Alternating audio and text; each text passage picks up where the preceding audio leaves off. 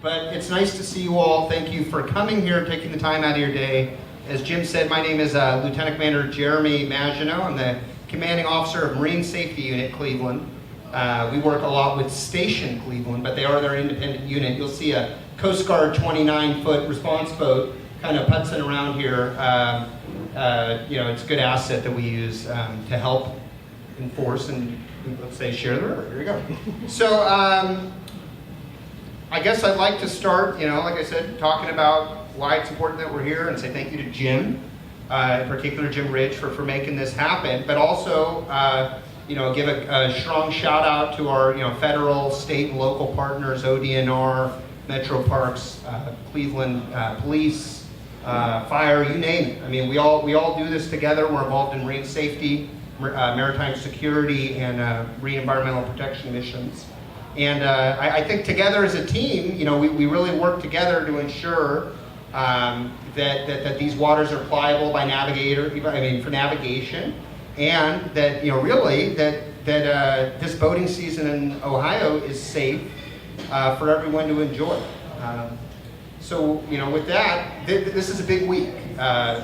May 21st started National Safe Boating Week, right? So you're going to have a hard time going to any Coast Guard event between the 21st, or really any date this time, looking on our Twitters or Facebooks. You're going to see stuff about National Safe Boating Week, but you're going to see it all year, and you're probably just going to get a little concentrated dose of it.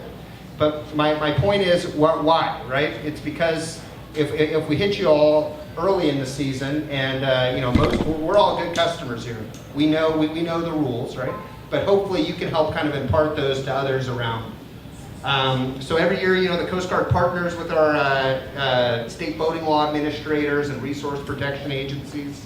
And in this case, we work really closely with ODNR and other organizations such as FASTAR and Cleveland Police, Rocky River Police, you name it. And what do? We form a coalition, right? And the intent of our group is to inform the public of the hazards associated with our maritime environment. And really, this year is no different. What we'll see is, today is not a good example of it, but really what you'll see is the river's coming back to life, and things like Share the River really promote that. So what we'll see and experience is that boating safety really is multifaceted. And while specific regulations exist and evolve to protect the public and our waterways, I kind of like to sum all the plethora of regulations into two things, and those are planning and awareness. And really, I'd like to say with regard to planning, it starts before you go out on the water. It starts when you decide to take your boat out or spend a day on a kayak or a paddleboard. And when you plan that day, I'm going to ask you to really look, what does my day look like? And that it doesn't really have to be done, weeks in advance. Really, it can be done the day before. It's the same as doing a risk assessment for driving your car. Am I ready to go on the voyage that I'm going to go on? So I'm going to ask that you check the weather before you go, and familiarize yourself with the local aids and hazards of navigation.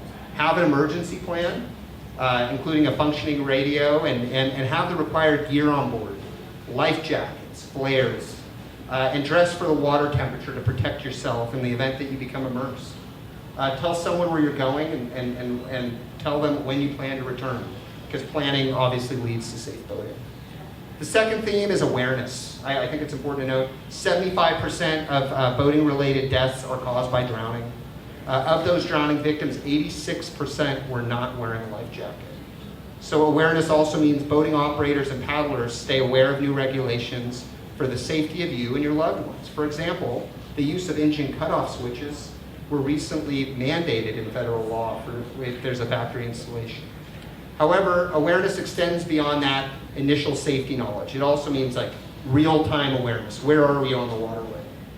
While on the water, you're responsible for what's happening to you and what's on your vessel. And really, recent trends have shown that more and more people are heading out on the waterway, which is one of the reasons why we're here.